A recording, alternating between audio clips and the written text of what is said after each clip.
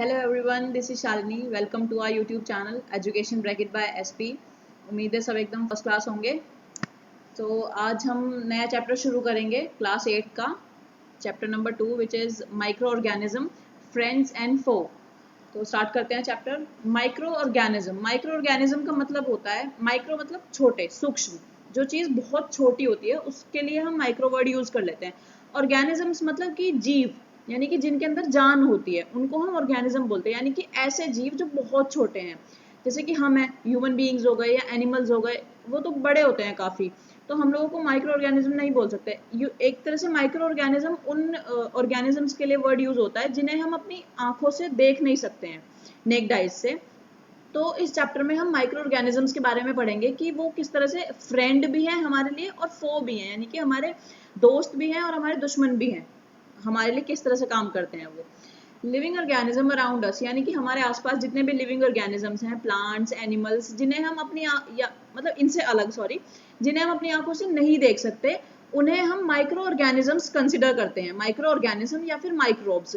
Micro organisms को हम अपनी नेक्ड आइज से नहीं देख सकते, इसीलिए उनको माइक्रो बोला जाता है, क्योंकि हम उन्हें नेक्ड आइज से नहीं देख सकते।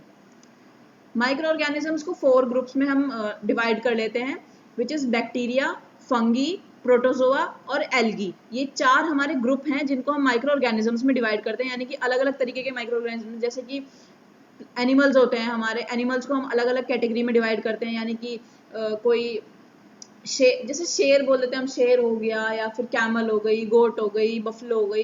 तो अलग अलग कैटेगरीज हैं। वैसे ही अगर प्लांट्स में बात करेंगे तो कई तरीके के प्लांट्स होते हैं, वैसे ही माइक्रो ऑर्गेनिजम्स भी अलग अलग तरीके के होते हैं। सी माइक्रो ऑर्गेनिजम्स, अगर एक बहुत आम भाषा में अगर मैं आपको बोलूँ ताकि दिमाग में एक इमेज बन जाए, क्योंकि आगे हम चैप्टर उसी के बारे में पढ़ेंगे। अब जब तक दिमाग में इमेजिन करना शुरू नहीं करोगे चैप्टर समझ में नहीं आएगा। हम बोलते हैं कीटाणु, बोलते हैं एक तरीके से, कि मम्मियाँ बोलती हैं कि हाथ धो के खाना खाना, हाथों में कीटाणु होते हैं, वो फिर मुंह में जाएंगे। तो वो चीज़ें हमें दिखती नहीं है, हाथ में कुछ दिख रहा है, हाथ तो हमारे क्लीन है, लेकिन अगर हम खाना खाने बैठेंगे तो मम्मी बोलेंगी नहीं, पहले हैंड को वॉश करके आओ। क्योंकि वो जो कीटाणु होते हैं ना, बैक्टीरिया जो हमारे हाथ में छोटे छोटे होते हैं, जिन्हें हम नहीं देख सकते, उनको माइक्रो ऑर्गेनिज्म बोलते हैं। तो इसी तरीके के, ये तो सिर्फ बैक्टीरिया हो गए, वैसे फंगी, प्रोटोजोआ, एल्गी, ये अलग अलग तरीके के 4 तरीके के माइक्रो ऑर्गेनिजम्स होते हैं। और इस चैप्टर में हम इन्हीं चीज़ों के बारे में पढ़ेंगे कि ये कैसे हमारे लिए अच्छे भी हैं, फ्रेंड भी हैं, और हमारे लिए हार्मफुल भी हैं। First bacteria. ये बैक्टीरिया जो हमारे हाथ में कीटाणु होते हैं, कुछ इस तरह के होते हैं वो। Next is fungi. फंगी होती है, जैसे आपने देखा होगा ब्रेड होती है घर में, अगर हमने काफी दिन तक ब्रेड ऐसी रखी रह गई, खराब हो जाती है, तो उसमें ग्रीन ग्रीन कलर का कुछ लग जाता है, उसे हम पेनिसिल, मतलब अगर उसमें हम बैक्टीरिया उसका बोलें कि कौन सा बैक्टीरिया लग जाए, तो उसका बैक्टीरिया होता है पेनिसिलियम। तो उसको हम, वो भी हमारा एक तरीके का माइक्रो ऑर्गेनिज्म ही होता है, जो ब्रेड के अंदर लगता है, ब्रेड माउल्ड जिसे हम बोलते हैं, फंगी के अंदर आता है। ये फंगी का एक टाइप होता है। दूसरा होता है एस्परगिलस। एस्परगिलस भी हमारा फंगी का ही एक टाइप होता है। Next is algae. एल्गी के भी हमारे 2 टाइप हैं, एक तो स्पायरोगायरा, एक क्लैमिडोमोनस। क्लैमिडोमोनस और स्पायरोगायरा हमारे एल्गी के टाइप हैं। हम आगे चल के पढ़ेंगे किस किस तरह से चीज़ें मतलब डेली लाइफ में हम लोग देख सकते हैं। Next is protozoa. प्रोटोजोआ के 2 टाइप्स हमारे, अमीबा और पैरामीशियम। ये भी हमारे माइक्रो ऑर्गेनिजम्स हैं, अमीबा और पैरामीशियम। वायरस को भी हम, मतलब वायरस भी हमारे माइक्रोस्कोपिक ही होते हैं। माइक्रोस्कोपिक यानी कि जिन्हें हम नेक्ड आइज से नहीं देख सकते, माइक्रोस्कोप की हेल्प से ही देख सकते हैं, लेकिन ये माइक्रो ऑर्गेनिजम्स नहीं होते। क्योंकि मैंने आपको बताया, माइक्रो ऑर्गेनिज्म यानी कि वो सूक्ष्म जीव जो जीवित होते हैं। वायरसेस जो होते हैं वो, उन्हें हम एज अ लिविंग कंसिडर नहीं करते, वो खुद से जीवित नहीं होते। उन्हें रिप्रोड्यूस होने के लिए, जिंदा होने के लिए, पैदा होने के लिए किसी होस्ट ऑर्गेनिज्म की जरूरत होती है, यानी कि किसी और ऑर्गेनिज्म की, जैसे कि किसी प्लांट के अंदर या किसी एनिमल के अंदर वो रिप्रोड्यूस हो सकते हैं खुद भी, और अपने जैसे औरों को भी रिप्रोड्यूस करने के लिए उन्हें किसी और की हेल्प की जरूरत होती है, इसलिए हम उन्हें माइक्रो ऑर्गेनिज्म कंसिडर नहीं करते हैं। वायरस जो होते हैं वो हमारे कुछ, हमारे जैसे कोल्ड हो जाता है हमें, या हमें खांसी हो गई, इन्फ्लुएंजा हो गया, तो ये हमारे वायरस की वजह से होते हैं। कुछ बड़ी बीमारियां भी हो जाती है, जैसे हम पोलियो हो गया, कुछ बच्चों के मतलब कि हाथ पैर में कुछ दिक्कत हो जाती है, हम बोलते हैं पोलियो हो गया फीवर की वजह से, तो वो भी वायरस की वजह से होता है। चिकन पॉक्स, ये सब हमारे वायरस की वजह से होता है, लेकिन वायरस माइक्रो ऑर्गेनिज्म कंसिडर नहीं करते हैं हम। बताया मैंने रीजन, क्योंकि वो खुद से जीवित एज ए लिविंग नहीं होते हैं, उन्हें रिप्रोड्यूस होने के लिए किसी और होस्ट ऑर्गेनिज्म की जरूरत होती है।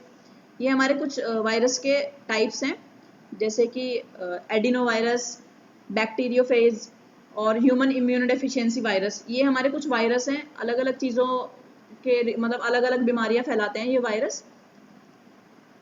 Next, where do microorganism live, कहाँ पर माइक्रो ऑर्गेनिज्म रहते हैं। सी, माइक्रो ऑर्गेनिज्म हमारे सबसे पहली बात तो सिंगल सेल्ड और मल्टी सेल्यूलर होते हैं। सिंगल सेल्ड मतलब कि जो एक ही सेल के बने हुए होते हैं माइक्रो ऑर्गेनिज्म। मल्टी सेल्यूलर जो एक से ज्यादा सेल के होते हैं। सेल आप एक तरह से कह लो कि हमारी बॉडी की सबसे छोटी यूनिट होती है, यानी कि कोई चीज अगर बननी शुरू हुई, सपोज करो हमने कुछ भी हमने पेंटिंग बनानी शुरू करी, तो हम किसी एक चीज से शुरुआत करते हैं ना। हमने पेन या जो भी आप चीज जिससे ड्रॉ कर रहे हो, किसी एक चीज से आपने शुरुआत करी अपनी पेंटिंग बनाने की। वैसे ही जब हमारी बॉडी क्रिएट हुई है, हमारी बॉडी की जो सबसे पहली यूनिट होती है जो हमारी बॉडी की, उसको हम सेल बोलते हैं, यानी कि सबसे पहले जो बना वो बना सेल। ठीक है, तो जो माइक्रो ऑर्गेनिजम्स होते हैं वो हमारे सिंगल सेल्यूलर भी होते हैं और मल्टी सेल्यूलर। सिंगल सेल्यूलर यानी कि जो सिर्फ एक ही सेल होती है जिनके अंदर, और मल्टी सेल्यूलर जिनके अंदर एक से ज्यादा सेल होती है। जैसे हमारी बॉडी है, ह्यूमन बींग्स मल्टी सेल्यूलर होते हैं, एक सेल नहीं होती है हमारे में, बहुत सारी सेल्स होती हैं। तो माइक्रो ऑर्गेनिज्म हमारे सिंगल सेल्ड भी होते हैं और मल्टी सेल्यूलर भी होते हैं। माइक्रो ऑर्गेनिज्म रहते कहाँ हैं? ये किसी भी तरीके के एनवायरमेंट में सर्वाइव कर लेते हैं, मतलब कि चाहे बहुत ज्यादा ठंड हो रही हो या फिर बहुत ज्यादा गर्मी भी हो रही हो, तो किसी भी तरीके के एनवायरमेंट में सर्वाइव कर सकते हैं। या तो डेजर्टी हो या फिर मार्शी लैंड। डेजर्टी मतलब कि सूखा बिल्कुल, मार्शी लैंड यानी कि गीला गीला होता है ना, कहीं पे बारिश बहुत ज्यादा होती है तो वहां पे गीला गीला लैंड होता है। तो किसी भी तरीके के क्लाइमेट में ये सर्वाइव कर सकते हैं। ये एनिमल्स की या ह्यूमन की बॉडी के अंदर भी सर्वाइव कर लेते हैं, यानी कि हमारी जैसे बॉडी है, हमारी बॉडी के अंदर भी सर्वाइव कर लेते हैं और फ्रीली भी। जैसे कि मैं आपको बताती हूँ, जैसे मैंने शुरुआत में बताया हमारे हाथ में बैक्टीरियाज होते हैं हमारी बॉडी के ऊपर, तो ये हमारी बॉडी पे सर्वाइव कर रहे हैं।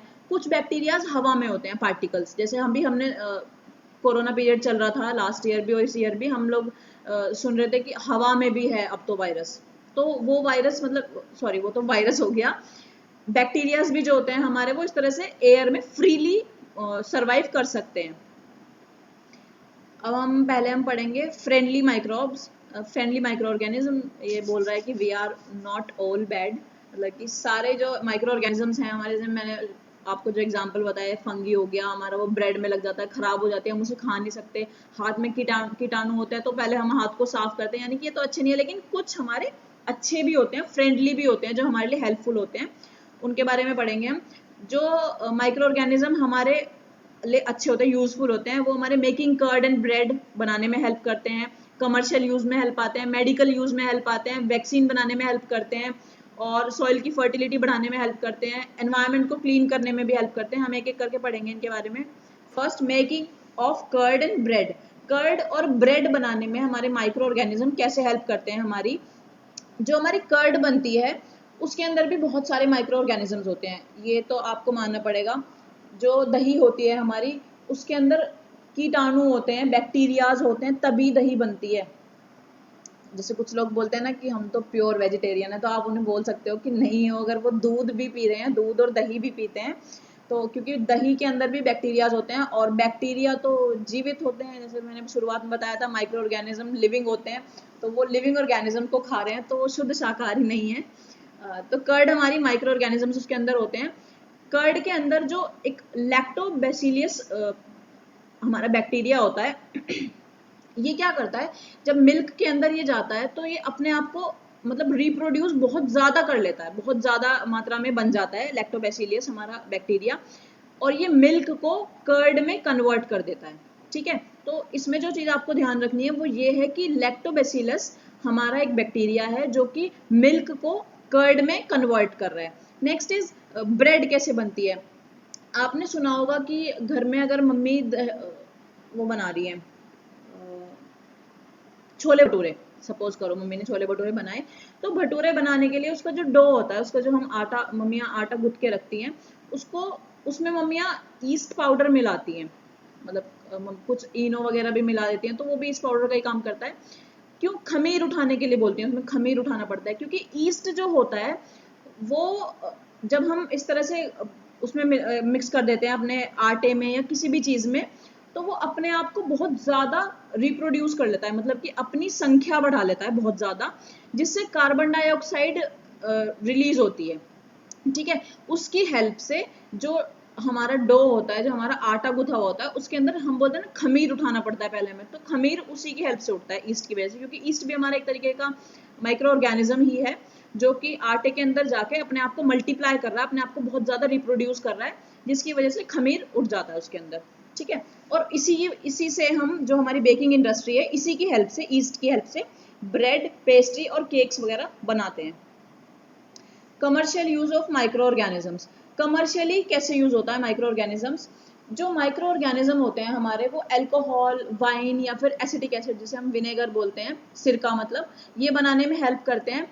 जो ईस्ट होता है हमारा, जैसे हमने अभी पढ़ा ईस्ट, ईस्ट क्या करता है, जब हम उसको, जो नेचुरल शुगर होते हैं, जैसे कि नेचुरल शुगर व्हीट हो गया हमारा, एक तो होती है हमारी जो शुगर हम घर में खाते हैं चीनी, वो नेचुरल शुगर नहीं होती है, क्योंकि वो तो हमें गन्ने से मिल रही है, शुगर केन से मिलती है ना, वो नेचुरली कहाँ मिलती है? जो नेचुरल शुगर्स होती हैं, जैसे कि अगर कोई शुगर पेशेंट है तो आपने सुना होगा, उसको नॉर्मल आटे, अगर उसको शुगर लेवल ज़्यादा है तो नॉर्मल जो आटा होता है हमारा, व्हीट जो होता है, उसकी रोटियां खाने के लिए डॉक्टर मना करता है, क्योंकि उसके अंदर शुगर होता है। तो जो हमारी नेचुरल शुगर, व्हीट हो गया, राइस हो गया, क्रस्ड फ्रूट जूस हो गए हमारे, ये होती है हमारी कुछ नेचुरल शुगर्स। इनके अंदर हम ईस्ट मिला के, इनके लिक्विड के अंदर हम ईस्ट को मिला के रखते हैं कुछ टाइम के लिए। उसके बाद ये जो ईस्ट है, ये अल्कोहल में कन्वर्ट कर देती है इस नेचुरल शुगर को। ठीक है, मैं दोबारा से बताती हूँ, जो नेचुरल शुगर होती है हमारी, जैसे कि barley, wheat, rice, crossed fruit juices, आपने सुना होगा कि ग्रेप्स से हमारी वाइन बनती है। बचपन, मतलब आप लोगों ने कभी सुना होगा, हमने भी सुना था अपने बचपन में कि ग्रेप्स से वाइन बनाते हैं, तो वो वही होता है, नेचुरल शुगर होती है, क्योंकि उनके अंदर, उसके अंदर हम ईस्ट मिला के रखते हैं उसके लिक्विड में, और कुछ दिन बाद वो ईस्ट उस नेचुरल शुगर को अल्कोहल में कन्वर्ट कर देती है, और इसी कन्वर्जन प्रोसेस को हम फर्मेंटेशन बोलते हैं। ओके, जो ईस्ट हमारी शुगर को अल्कोहल में कन्वर्ट कर रही है, इस कन्वर्जन प्रोसेस को हम फर्मेंटेशन बोलते हैं। जो हमारा फर्मेंटेशन है, जो मैंने आपको अभी बताया कि शुगर को अल्कोहल में कन्वर्ट करना, इसे डिस्कवर करा था लुइस पास्चर ने 1857 में। Medical use of micro organism, यानी कि मेडिकली कैसे यूज होते हैं माइक्रो ऑर्गेनिजम्स? जो हमारे मेडिसिन होती हैं, कुछ मेडिसिन हमारी माइक्रो ऑर्गेनिजम्स की हेल्प से ही बनाई जाती हैं, और ये जो मेडिसिन होती है हमारी, ये उन माइक्रो ऑर्गेनिज्म को फाइट करने में या मारने में हेल्प करती हैं जो हमारी बॉडी को नुकसान पहुंचाते हैं। डिजीज कॉजेज माइक्रो ऑर्गेनिजम्स जो होते हैं, उनको किल करने में हेल्प करती हैं वो मेडिसिन। इन मेडिसिन को हम एंटीबायोटिक्स बोलते हैं। जो मेडिसिन माइक्रो ऑर्गेनिज्म को, डिजीज कॉजेज माइक्रो ऑर्गेनिज्म को किल करने में हेल्प करती है, इनको हम एंटीबायोटिक्स बोलते हैं। ये है हमारी स्ट्रेप्टोमाइसिन, टेट्रासाइक्लिन या फिर एरिथ्रोमाइसिन। ये हमारी 3 तरीके की कुछ एंटीबायोटिक्स हैं, कॉमनली यूज होती हैं। ये हमारी फंगी और बैक्टीरिया की हेल्प से बनाते हैं हम इन्हें। ठीक है, antibiotics are use to control many plant disease. Plants, क्योंकि आप लोगों को पता है, जो प्लांट्स वगैरह हम लगाते हैं वो भी तो खराब हो जाते हैं ना, हम अगर हम उनका ध्यान ना रखें ठीक से तो वो खराब हो जाते हैं, मुरझा जाते हैं, उनमें कुछ कीड़े भी लग जाते हैं, हम देखते हैं काफी बार पत्तियां उनकी बीच में से खोखली हो जाती हैं, तो वो भी इसीलिए क्योंकि उनके अंदर माइक्रो ऑर्गेनिज्म उन्हें खराब कर देता है, खा जाते हैं। तो प्लांट्स के अंदर जो डिजीज हो जाती है, एंटीबायोटिक्स उनके लिए भी अच्छे होते हैं, उन डिजीज को भी कंट्रोल कर सकते हैं। Next is vaccine. में वैक्सीन बनाने में भी हमारे ये काम आते हैं। वैक्सीन में आपको बताती हूँ वैक्सीन होती क्या है एक्चुअली में। वैक्सीन किसी भी डिजीज को मारने में काम आती है, जैसे कि अभी बिल्कुल एकदम न्यूज में चल रहा है कोरोना वैक्सीन। कोरोना भी एक तरीके का, कोरोना चलो वायरस हो गया, वायरस को मान लो या फिर बैक्टीरिया मान लो, माइक्रो ऑर्गेनिज्म। वायरस भी हमारी बॉडी को नुकसान पहुंचाता है, हमने देखा कोल्ड वगैरह करता है, बड़ी डिजीज भी कर देता है, पोलियो वगैरह। जैसे कोरोना है, कोरोना बहुत डेंजरस डिजीज है और ये भी वायरस ही है एक तरीके का। तो वैक्सीन क्या करती है? वैक्सीन एक तरीके की दवाई जो होती है हमारी, वो उसके जो शेप होती है, जैसे कि वायरस होता है हमारा, वायरस की एक प्रॉपर अपनी बॉडी होती है। जैसे कोरोना की बॉडी दिखाई जाती है न्यूज में, ऐसे कार्टून में दिखा देते हैं, गोल सा उसके कांटे से निकले हुए हैं। वैसे ही वैक्सीन की भी प्रॉपर जब वैक्सीन बनाई जाती है उसको भी वही शेप दी जाती है जो जिस वायरस के लिए या जिस बैक्टीरिया के लिए वो वैक्सीन बनाई जा रही है। तो उससे क्या होता है, जब हमारी बॉडी के अंदर वो इंजेक्ट की जाती है एज इंजेक्शन या कैसे भी हमारी बॉडी के अंदर वो डाली जाती है, तो हमारे जो WBC होते हैं, वाइट ब्लड सेल, जो कि फाइट करते हैं डिजीज से, वो एक्टिव हो जाते हैं। जब उन्हें दिखता है कि बॉडी के अंदर कुछ आया, वो भी बैक्टीरिया की या वायरस की शेप में, तो उन्हें लगता है कि शायद ये बॉडी को नुकसान पहुंचाने के लिए आया, तो वो उससे फाइट करते हैं। तो जैसे आप लोगों ने सुना होगा बचपन में जब बच्चों को टीके लगते हैं या अभी जो कोरोना की वैक्सीन लग रही हैं तो लोगों को फीवर हो रहा है, वो फीवर इसीलिए होता है क्योंकि हमारे WBC एक्टिव हो जाते हैं उनसे फाइट करने के लिए। ठीक है, वैक्सीन बॉडी को नुकसान नहीं पहुंचाती, इसलिए जल्दी ठीक हो जाते हैं हम लोग, रिकवर हो जाते हैं जल्दी। लेकिन WBC को उस शेप वाले, उस बॉडी वाले, स्ट्रक्चर वाले बैक्टीरिया से या वायरस से फाइट करने की शक्ति मिल जाती है। उसे पता चल जाता है कि इससे हमें ऐसे फाइट करनी है, वैक्सीन ये हेल्प करती है, तो उनको हम बोलते हैं एंटीबॉडीज। प्रोटेक्ट करते हैं हमारी बॉडी को वैक्सीन। ठीक है, these antibodies fight and kill the bacteria enter as microbes, hence it protect our body. और ये हमारी सिर्फ ये नहीं है कि WBC को एक्टिवेट कर रही हैं कि हाँ इस तरह से बाद में भी आ सकता है, नहीं, उनको पावर भी देती हैं, एक तरीके से पावर भी देती हैं कि आगे चल के अगर ये बैक्टीरिया बॉडी के अंदर एंटर करेगा तो तुम्हें फाइट ऐसे करनी है और हेल्प हम करेंगे। ठीक है, तो वैक्सीन हमारी किल करने में या फाइट करने में बैक्टीरिया से हेल्प करती है। These days vaccines are made on large scale for microorganisms to protect human and other animals. Microorganisms की हेल्प से ही ये वैक्सीन हमारी बनती हैं, तो इसमें भी माइक्रोऑर्गेनिज्म हमारी हेल्प कर रहे हैं। Next is increasing soil fertility. Soil की फर्टिलिटी को इंक्रीज करने में भी हमारे माइक्रोऑर्गेनिज्म हेल्प करते हैं। सॉइल की फर्टिलिटी मतलब जो हमारे प्लांट्स होते हैं, सॉइल में हम क्या करते हैं, प्लांट्स ही तो लगाते हैं। प्लांट्स जो होते हैं हमारे, उनको ग्रोथ लेने के लिए नाइट्रोजन की सबसे ज्यादा जरूरत होती है। ग्रोथ लेने के लिए, खाना बनाने के लिए नहीं, खाना वो बनाते हैं कार्बन डाइऑक्साइड और सन की हेल्प से, लेकिन ग्रोथ लेने के लिए उनको नाइट्रोजन की बहुत सबसे ज्यादा जरूरत होती है। सॉरी, तो वो नाइट्रोजन डायरेक्ट फॉर्म में इनटेक नहीं करते हैं प्लांट। जो हमारी एयर है, आप लोगों को पता होगा, एयर में सबसे ज्यादा परसेंटेज में नाइट्रोजन ही है। एयर से नाइट्रोजन, माइक्रो ऑर्गेनिजम्स जो हमारे सॉइल के अंदर प्रेजेंट होते हैं, वो एयर से नाइट्रोजन को लेते हैं, उसको अमोनिया में कन्वर्ट करते हैं। कन्वर्ट करने के बाद वो प्लांट को प्रोवाइड करवाते हैं सॉइल के अंदर से। ठीक है, तो सॉइल के अंदर वो माइक्रो ऑर्गेनिजम्स होते हैं, वो एयर से नाइट्रोजन लेते हैं और नाइट्रोजन को उस फॉर्म में फिक्स कर देते हैं, चेंज कर देते हैं जिस फॉर्म में प्लांट को उसकी जरूरत होती है। ठीक है, तो इस तरह के माइक्रोब्स को हम बायोलॉजिकल नाइट्रोजन फिक्सर बोलते हैं, क्योंकि नाइट्रोजन को सॉइल के अंदर फिक्स कर देते हैं और सॉइल को हमारा नाइट्रोजन रिच बना देते हैं। तो ये हमारे सॉइल की फर्टिलिटी को बढ़ाने में हेल्प करते हैं।